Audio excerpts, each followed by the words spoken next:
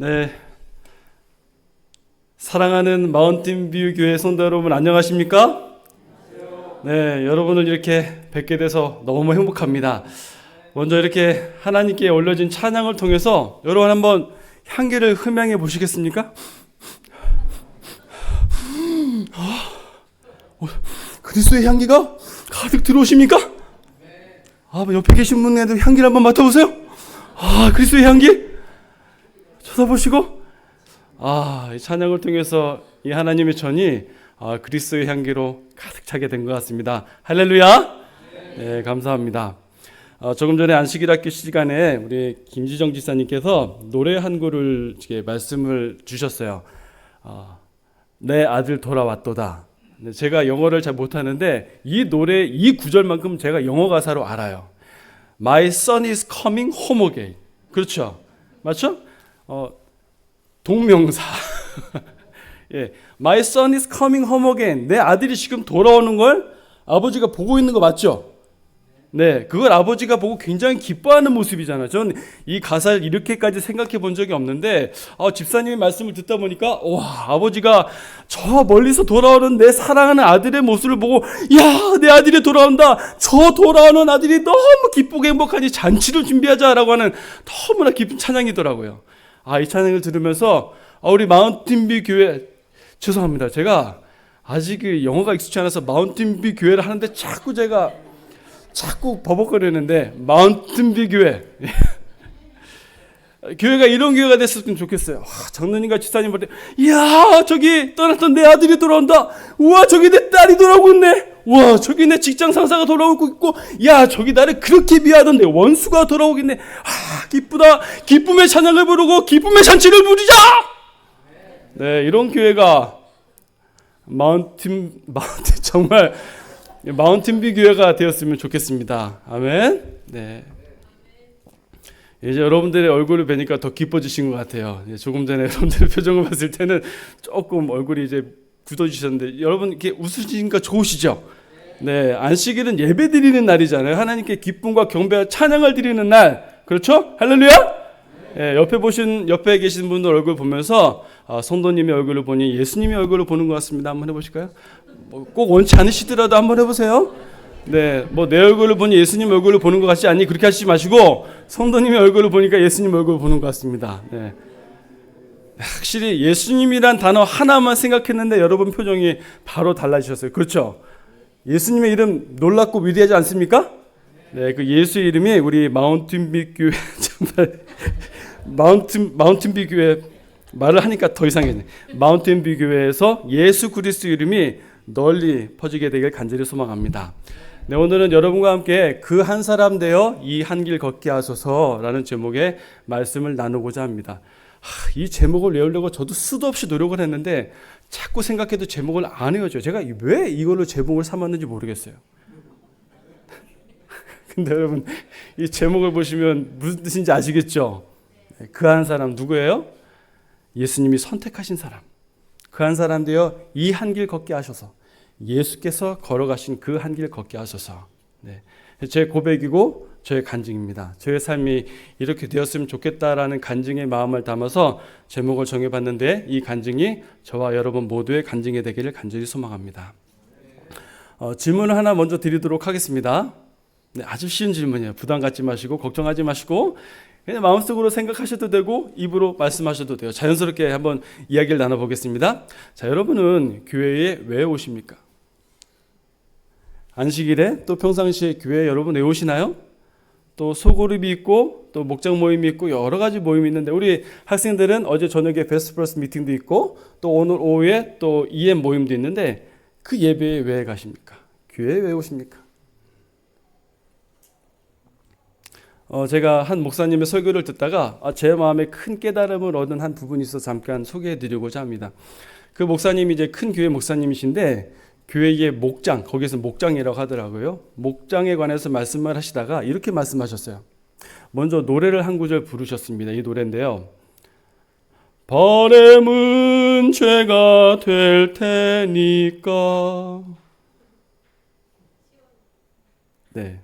10월의 어느 날인가요? 네, 이 노래를 부르면서 뭐라고 말씀하시냐면 여러분 이 소그룹에 왜 오십니까? 그러면서 이런 분은 소그룹에 안 오셔도 될 것 같습니다 라고 말씀하셨는데 이렇게 말씀하시더라고요. 그 소그룹에 가서 위로를 얻고 치료를 받고 싶으신 분들은 이 소그룹에 안 오셔도 됩니다. 그러면서 또 말씀하시기로 이런 분은 소그룹에 오시면 좋습니다 라고 말씀하신 게, 소그룹에 가서 위로해주고 치료해주고자 하시는 분들은 오시는 게 좋을 것 같습니다 라고 말씀을 하시는 거예요. 여러 가지 배경과 원인이 있겠지만 저는 이 말씀을 듣고 제가 다니는 교회도 저도 이런 사람이 되었으면 좋겠다라는 생각이 들었어요. 저도 위로를 받고 싶고 치료를 받고 싶죠.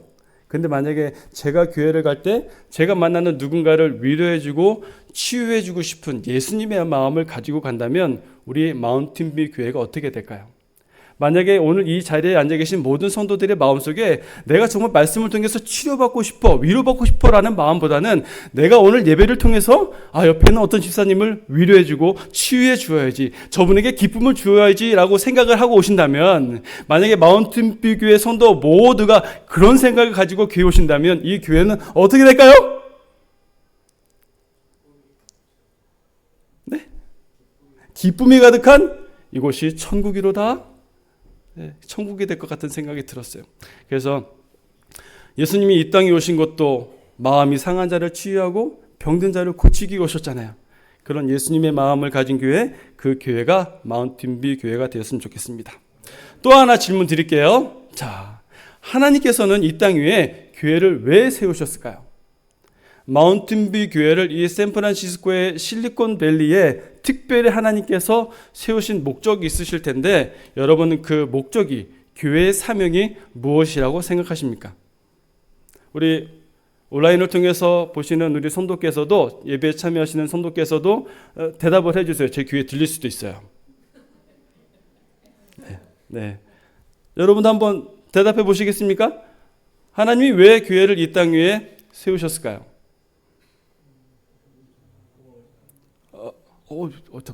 답이 벌써 나오는 것 같아요. 자, 어디서 나왔는데 뭐를 전한다고요? 마운틴뷰 교회 성도들의 수준이 굉장히 높으신데요. 바로 답을 맞추셨습니다. 네, 사도행적에 보면 이렇게 기록이 되어 있습니다. 교회는 사람을 구원하기 위해 하나님께서 세우신 기관이다. 교회는 봉사를 위하여 조직되었으므로 그 사명은 온 세상에 복음을 전하는 것이다. 맞습니까? 네, 이 문장을 제가 영어를 잘 모르지만 영어로 찾아보니까 이렇게 기록이 되어 있어요. The church is God's appointed agency for the salvation of man. It was organized for service, and its mission is to carry the gospel to the world. 그렇죠? 하나님이, 이 교회는 하나님이 구원을 위해서 세우신 특별한 기관인데, 이 기관이 조직되는 것은 봉사를 위해서 조직되었어요.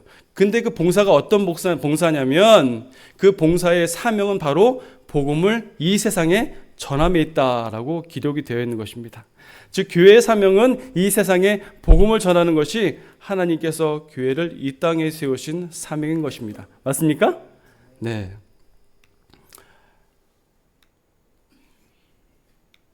네, 그리고 두 번째 교회의 사명입니다. 여러분 보시면 빨간 글씨와 파란 글씨, 빨간 글씨 저와 함께 한 목소리로 읽어주시면 감사하겠습니다. 시작. 교회는 반역한 세상에서 하나님이 보유하고 계시는 당신의 요새요 도피성이다. 하나님께서는 이 증인들과 언약 관계를 맺으셨고 지상의 교회를 하늘의 교회와 연합시키셨다. 하나님께서 천사들을 보내어 당신의 교회를 섬기게 하셨으므로 악마의 권세가 당신의 백성을 이기지 못하였다. 네, 여기에 기록되어 있는 교회는 이 땅 위에 세우신 오늘날 마운틴뷰 교회를 일컫는 거예요. 마운틴뷰 교회를 이 땅 위에 세우신 하나님의 목적은 첫 번째, 복음을 전함에 있고, 두 번째 보시면 교회는 이 반역한 세상에서 하나님이 보유하고 계시는 당신의 유일한 요새요 도피성이다라고 기록이 되어 있습니다. 그리고 하나님께서는 이 증인들과 언약 관계를 맺으셨고 지상의 교회를 어디와 연결시키셨다고요? 하늘의 교회와 연합시키셨다라고 기록이 되어 있어요. 여러분, 이것만 봐도 교회의 사명이 엄청나지 않습니까? 하나님께서 마운틴뷰 교회를 이 곳에 세우신 하나님의 그 놀라운 목적, 감사하고 놀랐지 않습니까? 이 마운틴뷰 교회를 통해서 세상의 많은 사람들이 하늘의 교회와 교통할 수 있게 되는 거예요. 이 마운틴뷰 교회를 통해서 세상의 수많은 사람들이, 오늘 이 자리에 앉아 계신 성도들뿐만이 아니고 세상의 수많은 사람들이 그 안에서 거룩한 요새요 도피성에서 평안하게 거할 수가 있게 되는 것입니다. 하나님께서는 이를 위해서 교회에 천사들을 보내어 당신의 교회를 섬기게 하심으로 악마의 권세가 당신의 백성을 이기지 못하도록 교회를 이 땅 위에 세우셨습니다. 하나님의 사랑 놀랍고 감사합니다. 교회 사명을 정리해 보면 이와 같이 정리가 될 수 있을 것 같습니다. 첫 번째는 복음 전파, 두 번째는 요새여 도피성이 되고 사탄의 권세로부터 우리를 지켜주게 됩니다. 그리고 이 모든 사명을 한마디로 요약하는 성경절이 있으니 바로 고린도전서 9장 14절입니다. 위에 쉬운 성경 말씀을 저와 함께 읽어보시도록 하겠습니다. 이와 같이 시작. 이와 같이 주님께서도 복음을 전하는 사람들은 복음을 전하는 일로 생활하라고 정하셨습니다. 개역개정에 보면 이와 같이 주께서도 복음 전하는 자들이 복음으로 말미암아 어떻게 하리라? 살리라 명하셨다. 바로 이 복음은 이 땅 위에 살아가는 예수님의 제자, 즉 우리들을 살리는 방법이고 또 우리를 사탄의 권세로부터 보호하는 그 척도인데, 바로 우리가 복음을 전하는 것을 통해서 우리의 생명이 보존을 받고 우리가 사탄의 권세로부터 보호함을 받을 수 있다고 하시는 하나님의 위대한 명령인 것입니다. 하나님께서는 이와 같이 복음을 전하는 자들이 복음으로 말미암아 살리라고 명하셨어요. 하나님의 명령에는 무엇이 담겨 있는지 아시죠? 하나님의 명령에는 약속이 담겨져 있어요. 하나님이 명령하시면은 반드시 그렇게 되게 하시겠다라는 약속이 있는 것입니다. 다른 말로 하면 이와 같이 복음을 전하는 마운틴뷰 교회 성도들은 복음을 전하는 일로 살리라고 명하셨다라고 이야기할 수가 있는 것이죠. 하나님께서 이 땅 위에 교회를 세우신 목적은 바로 복음을 전함에 있습니다. 그것은 그 누구도 부인할 수가 없는 너무나 정확한 사실인 것이죠. 그런데 여러분, 복음을 전하는 게 쉬운가요? 어려운가요? 네, 시까지도 안 돼. 그다음, 네, 어떤 분들도 쉬운 듯 어려운 것 같다, 뭐 그렇게 애매하게 말씀을 하시는데, 예, 복음을 전하는 게 쉬운 것 같진 않아요. 그렇죠? 네. 아닌가요? 네, 네. 하여튼 복음을 전하는 게 굉장히 재밌어요. 사실 이 질문은 저에게 주는 질문이기도 하거든요. 제 개인적인 삶을 돌아봤을 때 이 복음을 전하는 전도라는 이 사명은 저의 삶을 평생 동안 괴롭혀오던 그런 숙제였던 것 같아요. 마치 어제 저녁에 말씀드린 것처럼 십자가를 바라보는 게 저의 평생의 숙제였던 것 같이 복음을 전하는 삶은 저의 삶 속에 너무나도 큰 숙제였습니다. 그래서 신학과 시절도 그렇고 목회 시절도 그렇고 교회에서 목회는 잘해요. 성도들과 함께 말씀을 나누고 성경 공부를 하고 방문을 가고 잘해요. 근데 유독 이 성종군 밖으로 나가서 하나님이 잃어버린 양들을 찾기 위해서 나가는 데는 유독 인색하고 어색해하는 저의 모습을 많이 발견하게 됩니다. 그래서 오늘 말씀이 저에게는 큰 힘이 되고 숙제가 되었던 것 같아요. 여러분들은 어떠신가요? 여러분도 혹시 복음을 전하는 것이 마음속에 큰 부담으로 다가오시나요? 나는 복음을 못 전할 것 같아. 저는 오늘 여러분과 함께 요한복음 4장의 말씀을 통해서 과연 우리가 어떻게 하면 복음을 전할 수 있을지 그 방법을 함께 찾아보고자 합니다. 여러분 기대가 되십니까? 네, 이 땅 위에서 복음을 전함에 있어서 단 한 번도 실패하지 않은 단 한 사람이 계신데 그분이 누구실까요? 네, 바로 예수님이에요. 오늘은 그 예수님의 이야기를 통해서 복음을 전하는 삶을 한번 살펴보도록 하겠습니다. 오늘 요한복음 4장 3절로 7절에 있는 말씀이 바로 그 우리들의 모든 궁금증과 문제점의 해답을 던져주고 있는데요. 예수님께서 사마리아 여인을 만나는 이 장면 속에는 예수님의 중요한 전도의 원칙이 숨어 있어요. 여러분, 이 문장을 제가 읽을 테니까 여러분들은 눈으로 보시면서 예수님의 전도에 있어서 가장 중요한 원칙이 무엇인지를 함께 살펴보시게 되길 바랍니다. 유대를 떠나서 다시 갈릴리로 가실새 사마리아를 통과하여야 하겠는지라. 사마리아에 있는 수가라는 동네에 이르시니 야곱이 그 아들 요셉에게 준 땅이 가깝고 거기 또 야곱의 우물이 있더라. 예수께서 길 가시다가 피곤하여 우물 곁에 그대로 앉으시니 때가 6시쯤 되었더라. 사마리아 여자 한 사람이 물을 기르러 왔음에 예수께서 물을 좀 달라 하시니. 네, 이 말씀에서 답을 찾으셨나요? 예수님의 아주 중요한 전도 원칙. 네, 여러분들 제 스타일을 이제 파악하신 것 같아요. 저는 대답을 안 하시면 다음 단계로 넘어가지 않습니다. 대답을 해주셔야 됩니다. 자, 여기 문장에 숨어있는 예수님의 아주 중요한 전도의 원칙이 무엇일까요? 떠나셨어요. 누구를 향해서요? 사마리아 여인을 향해서 찾아가셨죠. 찾아가시는 것이 예수님의 가장 중요한 전도의 방법 중에 하나입니다. 근데 이 말씀에 보면 가만히 보면 예수님께서 이 여인을 찾아가는 길에 있어서 굉장히 특별한 점을 좀 발견할 수가 있는데요. 첫 번째는 예수님이 가신 이곳은 아무도 가고 싶지 않아 하던 그런 곳이었다는 것입니다. 여러분, 이 지도를 보시면 이것이 예수님께서 유다에서 갈릴리로 가는 여정이에요. 여러분, 화면에 보실 때 오른쪽에 있는 노란색 화면은 이 예루살렘에서 갈릴리로 가기 위한 숄컷이에요. 근데 여러분, 숄컷을 보시면 아시겠지만 주로 이 지역이 산지에 위치 있죠. 예, 가는 길이 쉬웠을까요? 어려웠을까요? 어려웠어요. 근데 이 길로 가면 빨라요. 그런데 유대인들은 이 길로 가지 않았어요. 왜요? 어디를 통과해야 되니까? 사마리아를 통과해야 되니까. 근데 예수님은 굳이 이 길을 찾아오신 것입니다. 근데 오늘 말씀에 보면 예수님이 6절에 보면 거기 또 야곱의 우물이 있더라. 예수께서 길 가시다가 뭐 해서요? 피곤하여 그대로 앉으시니 때가 몇 시쯤 되었더라? 6시쯤 되었더라. 6시는 오늘로 말하면 몇 시인지 아시죠? 예, 12시예요. 이곳 미국도 12시는 굉장히 덥죠. 예수님이 얼마나 급하고 힘들게 가셨으면 그 우물에 가자마자 앉아서 피곤하여 앉으셨을까요?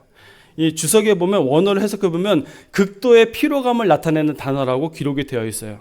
예수님은 이 한 여인을 만나기 위해서 아무도 가고 싶지 않은 장소로, 유대인 중에 그 누구도 사마리아를 통과하고 싶어 하지 않았는데 예수님은 한 사람을 만나기 위해서 아무도 가고 싶지 않은 곳에 가셨어요. 그리고 한 사람을 만나기 위해서 아무도 가고 싶지 않은 그 시간에 그곳에 가셨다는 사실입니다. 모든 사람이 누워서 쉬고 싶은 그 시간에, 모든 사람이 앉아서 에어컨 바람 쐬면서 책을 읽고 여유를 즐기고 싶은 그 시간에 예수님은 일부러 새벽부터 일어나셔서 근 30km나 되는 길을 바삐 걸어가셨다는 얘기예요. 그 떼앗볕 아래서 저 산길을, 그늘도 하나 없는 그 산길을 걸어가셨으니 예수님이 얼마나 피곤하셨을까요? 예수님은 한 사람을 만나기 위해서 아무도 가지 않는 곳으로, 아무도 가지 않는 시간에 찾아가셨다는 것입니다. 두 번째 예수님의 방문의 특징을 찾자면 그것은 바로 예수님은 아무도 만나고 싶어 하지 않는 사람을 만나러 가신 것 같아요. 이 여인이 우물가로 나왔는데 그 시간이 정오 12시예요. 여러분, 흔히 생각했을 때 여인네들에게 있어서, 안악들에게 있어서 우물가는 어떤 곳일까요? 예, 수다 떠는 것이지. 빨래하고 뭐 하면서, 야, 영인의 집에는 뭐 숟갈이 몇 개다더라. 여기가 뭐 어떻게든 남편이 뭐 무슨 사고를 쳤다더라. 누가 했다더라. 남편이 뭐 회사에서 잘렸다더라. 어디 취직했다더라. 뭐 그런 거 막 다 얘기할 거예요. 그렇게 여인들이 모여서 수다를 떨고 자신의 한도 털어내고 기쁨도 얻을 수 있는 그 곳이 바로 우물가였을 거예요. 그런데 이 여인은 아무도 나오지 않는 시간 정오 12시에 물을 뜨러 나오는 거예요. 남편이 몇 명이었어요? 5명이었어요. 이 여인에게는 삶의 깊은 한숨과 애환과 슬픔이 있었어요. 그래서 이 여인은 자신의 아픔과 상처 때문에 사람들을 만나고 싶어 하지 않는 사람이었어요. 다른 면으로 다른 사람들도 이 여인을 만나고 싶어 하지 않았던 것 같아요. 이 여인은 철저하게 외로운 사람이었습니다. 사람들이 그녀를 만나기를 원치 않았고 그녀 역시 사람들을 만나기를 원치 않았어요. 아무도 가까이 하고 싶어 하지 않는 사람, 가까이 하면 괜히 수치와 부끄러움이 될 수 있는 그런 사람, 그 사람을 예수님이 찾아가셨죠. 근데 예수님이 찾아가셨다고 해서 그 여인을 만날 수 있다는 보장이 있느냐? 그것도 아니죠. 당시에 유대인과 사마리아인들은 절대 상종하지 않았어요.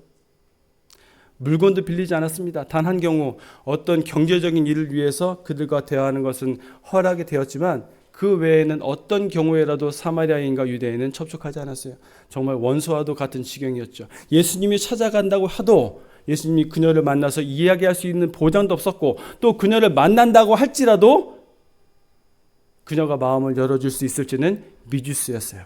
그럼에도 불구하고 예수님은 아무도 가고 싶어하지 않는 곳에, 아무도 가고 싶어하지 않는 시간에, 아무도 만나고 싶어하지 않는 사람, 그 한 사람, 사마리아 여인을 만나기 위해서 그토록 힘을 써서 애타게 찾아가신 것이 예수님이신 것입니다. 여러분, 그렇다면 이제 한 가지 질문을 드리도록 하겠습니다. 예수님은 왜 이렇게 힘들게 여인을 찾아가셨을까요?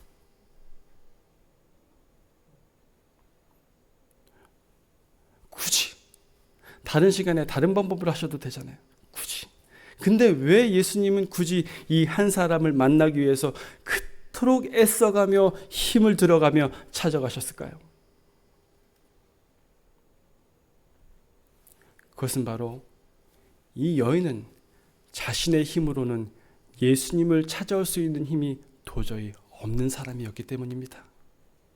우리 다 같이 에덴 동산으로 가보시겠습니다. 거기서 한 장면을 머릿속에 떠올려 보실게요. 아담과 하와가 죄를 지은 장면을 한번 생각해 보십시다. 여러분, 아담과 하와가 죄를 지은 이후에 그들에게 일어난 첫 번째 변화가 뭐죠? 숨었어요. 죄를 지은 인간은 하나님 앞으로 나아갈 수가 없어요. 죄는 하나님과 함께 할 수 없기 때문에 아담과 하와가 죄를 지었을 때 그들은 어쩔 수 없이 하나님과 평소에 만나던 그 시간을 뒤로하고 가슴을 쓸어내리면서 어쩔 수 없이 하나님을 피해서 풀 속에 숨을 수밖에 없었어요. 근데 여러분, 하나님이 어떻게 하셨어요? 그것을 아심에도 불구하고 하나님은 굳이 아담과 하와를 찾아가셨어요. 바로 찾아가는 것이 우리 하나님의 극진한 사랑이신 것입니다. 예수님께서는 그 사랑을 이 땅 위에 나타나시기 위해서 굳이 하늘에서 천사를 보내셔도 되는데 굳이 예수 그리스도께서, 하나님 자신이신 예수 그리스도께서 이 찾아가시는 하나님의 사랑을 드러내시기 위해서 성육신하여서 이 땅에 내려오신 것입니다. 그 이름을 임마누엘이라 하라. 이는 하나님이 너희와 함께 하심이니라. 하나님과 예수님의 사랑은 철저하게 사람을 방문하는 신앙이었습니다. 여러분, 그렇다면 예수님께서는 오늘날 저와 여러분에게 무엇을 바라고 계실까요? 오늘 이 자리에 여러 성도들이 앉아 계시는데 여러분, 이 샌프란시스코 지역에 우리가 아는 사람이 많을까요? 모르는 사람이 많을까요? 모르는 사람이 훨씬 많겠죠? 예수님은 우리가 그들을 어떻게 대하기를 바라실까요? 아니, 그곳까지 가지 않더라도 우리들의 사랑하는 가족과 친지들을 생각해 볼까요? 지금도 어떤 죄악이나 괴로움이나 고민 때문에 혹은 삶의 여정이나 어떤 어떤 생활고 때문에 이 교회에 나오지 못하는 많은 우리들의 사랑하는 친지들이 있습니다. 그들에게 어떻게 해야 될까요? 사탄에게 농락당해서 하나님의 말씀을 들을 수조차 없고 예수님의 이름을 들을 수조차 없는 아주 깊은 어두운 곳에 숨어있는, 어두운 곳에서 나오지도 못하고 있는 그 사람들을 예수님께서는 어떻게 하기를 바라고 계실까요? 오늘 이 시간에 예수님께서는 우리가 예수님께서 하셨던 것처럼 그들을 찾아 날아가기를 간절히 바라고 계십니다. 예수님은 그분을 이 교회의 머리라고 하셨죠. 머리 대신 예수님의 뜻에 순종하여서 이 세상에 수많은 예수 그리스도를 모르는 사람들을 찾아 나가는 것이 오늘날 이 순간, 이 자리, 이 시간에 마운틴뷰 교회 성도와 저에게 주신 거룩한 사명이요 예수 그리스도의 목적이라는 사실을 여러분 꼭 기억하시게 되기를 간절히 바랍니다.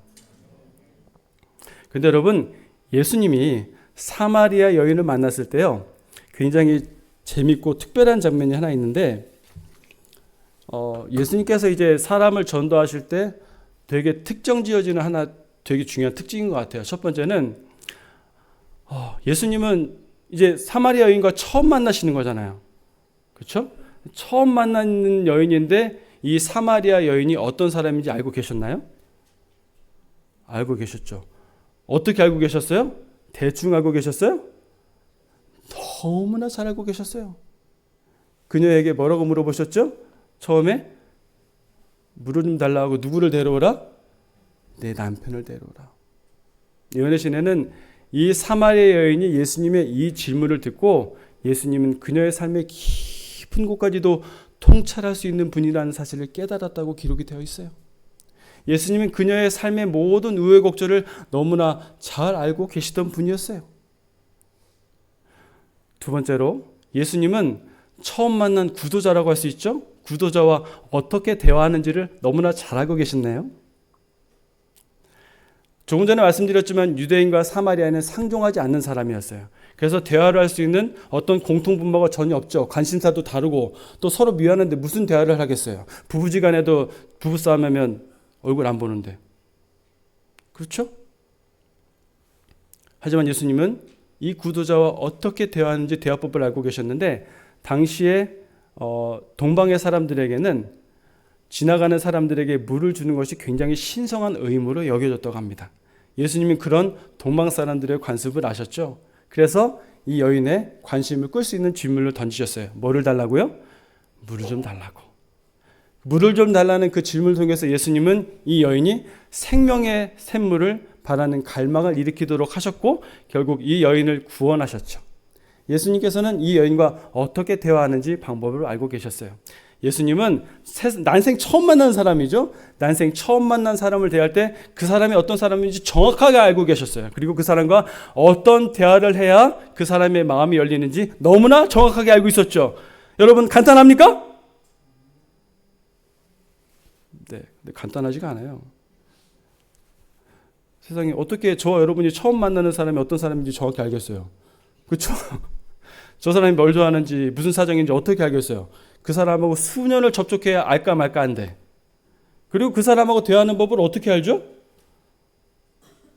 저 사람이 집이 어떤 환경인지 모르는데 뭘 좋아하는지 모르는데 관심사가 뭔지도 모르는데 어떻게 대화할 거예요? 저와 여러분이 가지고 있는 딜레마예요. 말씀을 가지고 정말 세상의 수많은 사람들에게 나아가야 되는데 정작 우리는 그 세상 사람들이 무엇을 좋아하는지 어떤 대화를 해야 되는지 모른다는 것이죠. 근데 하나님은 너무나 사랑이 많으시고 놀라우셔서요. 우리들의 삶을 그대로 두지 않으셨어요. 사도행전 8장에 보면 그 한 사람 빌립에 관한 이야기가 나옵니다. 여러분 이 글을 저와 함께 읽어보시도록 하겠습니다. 주의 사자가 시작. 주의 사자가 빌립에게 말하여 이르되 일어나서 남쪽으로 향하여 예루살렘에서 가사로 내려가는 길까지 가라 하니 그 길은 광야라. 일어나 가서 보니 에디오피아 사람 곧 에디오피아 여왕 간다게의 모든 국고를 맡은 관리인 네시가 예배하러 예루살렘에 왔다가 돌아가는데 수레를 타고 선지자 이사야의 글을 읽더라. 성령이 빌립더러 이르시되 이 수레로 가까이 나아가라 하시거늘 빌립이 달려가서 선지자 이사야의 글 읽는 것을 듣고 말하되 읽는 것을 깨닫느냐 대답하되 지도해 주는 사람이 없으니 어찌 깨달을 수 있느냐 하고 빌립을 청하여 수레에 올라 같이 앉으라 하시니 빌립이 여러 이 글에서 시작하여 예수를 가르쳐 복음을 전하니 길 가다가 물 있는 곳에 이르러 그 내시가 말하되 보라 물이 있으니 내가 침례를 받음에 무슨 거리낌이 있느냐 이에 명하여 수레를 멈추고 빌립과 내시가 둘 다 물에 내려가 빌립이 침례를 베풀고 둘이 물에서 올라올새 주의 영이 빌립을 이끌어 간지라 내 신은 기쁘게 그를 감으로 그를 다시 보지 못하니라. 아멘. 여러분, 여기 보면 우리가 놀라 까무러칠 일이 생겼어요. 예, 이 초대교회의 집사 중 하나인 빌립이 누구를 만났어요? 이집트 여왕의 국고를 맡은 사람을 만난 거예요. 생전 처음 보는 사람이죠. 여러분, 제가 살면서 미국의 재무장관이나 국무장관을 만날 일이 기회가 있을까요, 없을까요?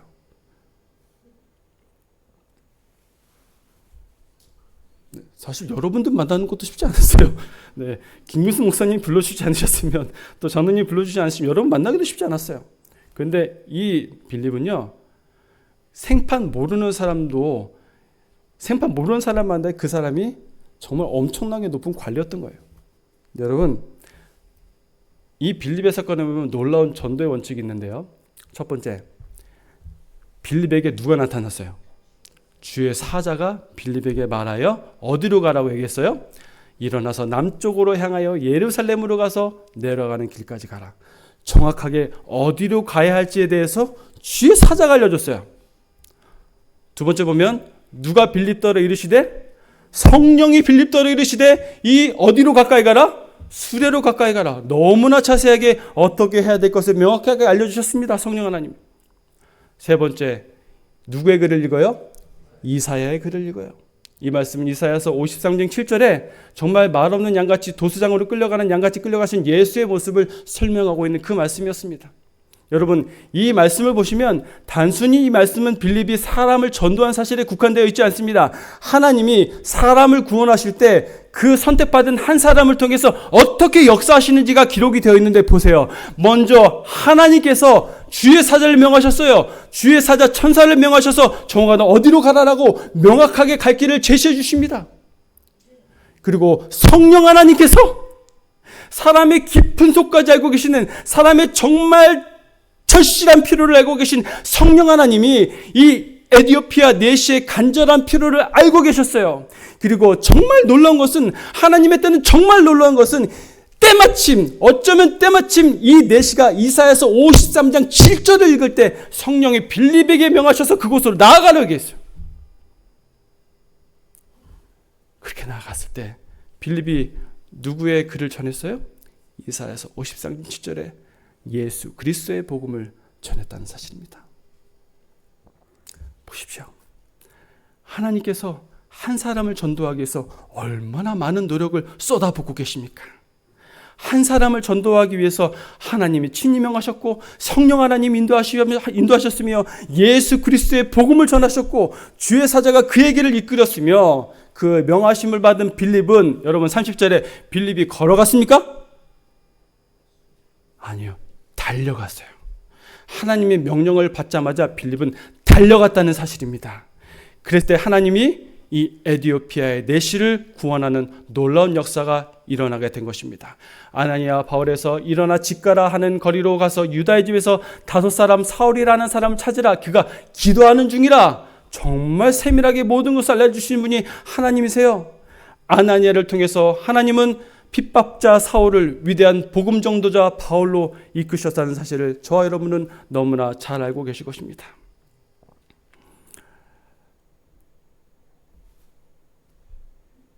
여러분, 그럼에도 불구하고 혹시 여러분들의 마음속에 나는 아직도 복음을 전하지 못한다라고 생각하시는 분이 계십니까? 그렇다면 이 글을 저와 함께 보시겠습니다. 밑줄 친 부분, 빨간 부분 저와 함께 읽겠습니다. 시작. 이 시대를 위한 위대한 사업을 수행하는 데 있어서 교회가 너무 작아서 아무 영향을 주거나 일을 할 수 없다고 생각하지 말아야 한다. 형제여, 가서 일하라. 그대가 할 수 있는 일을 하라. 그리하면 하나님께서 그대의 능력을 더해 주실 것이다. 우리는 그리스도의 증인들이다. 그러므로 우리는 우리의 시간과 지위를 빼앗는 세속적 흥미나 계획들을 용납하지 말아야 한다. 제자들은 그리스도의 증인으로 나아가 저희가 그리스도에 관하여 보고 들은 바를 세상에 선포하여야 하였다. 그들의 직무는 이제까지 인간이 부르심을 받은 직무 중 가장 중대한 것이었고 그리스도의 직무에 버금가는 것이었다. 하나님께서는 이와 같이 복음을 두고 세상으로 나가는 사람들을 이와 같이 귀하게 여기신다는 사실입니다. 예수 그리스도의 다음으로 여길 정도로 하나님의 복음을 두고 세상으로 나가는 마운틴 비교의 성도들을 하나님께서는 너무나 귀하게 여기시고 이 복음 사역을 위해서 하늘의 곳간에 있는 모든 하나님의 재산과 모든 능력을 퍼붓듯 부어주시겠다고 하시는 하나님의 약속인 것입니다. 그러니 우리가 복음을 들고 나아가지 못할 이유가 무엇입니까? 지금 이 자리에 계신 성도 여러분, 여러분의 나이가 문제가 되지 않습니다. 여러분의 성별의 문제가 되지 않습니다. 여러분의 신분이 문제가 되지 않습니다. 마운틴 뮤게가 얼마나 강하고 약하느냐가 문제가 되지 않습니다. 단 한 사람, 하나님의 부르심에 순종하기로 선택한 그 한 사람, 그 한 사람이 교회의 머리 대신 예수 그리스도의 뜻대로 그의 삶을 드리기로 결심했을 때 하나님은 그분이 구원하기로 작정하신 그 사람을 구원하신다는 사실을 꼭 기억하시게 되기를 간절히 바랍니다. 여러분이 빨간 글씨 저와 함께 함께 큰 소리로 읽겠습니다. 시작. 오직 그리스도의 방법을 사용함으로써만 사람들을 접촉할 때 참 성공을 거둘 것이다. 아멘. 마지막으로 제가 최근에 겪은 일을 한번 소개해드리고 마치겠습니다. 제가 이곳 샌프란시스코로 오는 길에 제 아내와 함께 공항을 통과하는데 제 아내가 이제 미리 체크인을 하기 전에 저한테 화면 하나 보여줬어요. 근데 거기 보니까 핸드캐리를 가져갈 수 없다는 그런 내용이 써 있었어요. 근데 제 삶 속에서는, 제 경험 속에서는 단 한 번도 아무리 저가 항공을 타더라도 비행기를 탈 때 핸드캐리를 가져갈 수 없는 경우가 없었어요. 그래서 저는 그걸 무시했죠. 저의 경험과 이성적인 판단으로. 근데 막상 공항에 가보니까 어때요? 네, 못 가지고 들어가요. 결국은 이 핸드캐리에 대한 모든 비용을 다 지불해야 됐습니다. 제가 거기에 써있는 그 알람을 하나 제대로 확인하지 못하고 갔던 그 이유 때문에 제가 투자하지 않아도 될 돈을 투자하게 됐고 또 그것 때문에 제 아내와 잠깐 말다툼을 하는 일까지 벌어지게 됐어요. 만약에 여러분 제가 그때 만약에 화면에 떴던 그 알람을 주의했더라면 어땠을까요? 시간도 아끼고 돈도 아끼고 또 제 아내와 더욱더 행복한 여행을 할 수 있겠죠. 저기 말이 좀 잘못된 것 같아요. 한 건 아니고요. 잠깐 살짝 좀 의견에 좀 그게 있었어요. 네, 이거 같습니다. 사람이 하나님의 말씀을 전함에 있어서 가장 위협이 되는 존재가 있는데 그것은 바로 나의 경험과 이성적인 판단인 것 같아요. 여러분 이 시간에 여러분의 이성적인 판단과 경험을 예수님이 쌓아놓으신 제단에 모두 산재물로 드리시기 바랍니다. 그리고 오직 하나님의 뜻이 내 삶 속에 이루어지기를 간절히 기도하시게 되길 바랍니다. 그래서 사랑하는 성도 여러분, 저는 여러분과 함께 이런 결심을 하게 되었습니다. 내가 오직 그 한 사람이 되었으면 좋겠습니다. 내가 오직 예수 그리스도께서 걸어가신 그 한 길을 걸어갔으면 좋겠습니다. 내 삶 속에 예수 그리스도께서 함께 하실진데 내가 못할 일이 무엇이겠습니까? 그래서 조금 전에 말씀드린 것처럼 My son is coming home again. 와, 내 사랑하는 아들이 돌아오고 있어요. 내 사랑하는 딸이 돌아오고 있어요. 와, 나를 그렇게 미워하던 사람이 교회로 오고 있어요. 와, 이 아름다운 찬양과 기쁨의 함성, 감사의 찬송이 우리 마운틴 뮤교의 모든 성도들의 찬송과 감사, 예배가 되기를 간절히 소망하며 말씀을 드리도록 하겠습니다.